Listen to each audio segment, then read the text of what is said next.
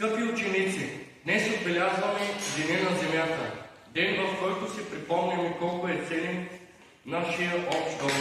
Земята ни дава всичко необходимо за живот, въздух и вода, храна и красота, която ни вдъхновява, но днес тя се нуждае от нашата грижа повече от всякога.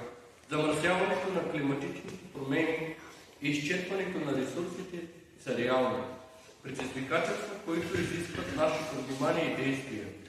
Всеки от нас може да допринесе чрез малки стъпки, като спестение на енергия, намаляване на отпадъци и опазване на природата около нас. Заедно можем да създадем по-чиста и по-зелена и по-добра планета за бъдещите поколения. Нека не забравяме, че Земята не е просто място, където живеем. Тя е наш дом и от нас зависи да я опазим. Благодаря ви, честит празник Ден на Земята, 22 април.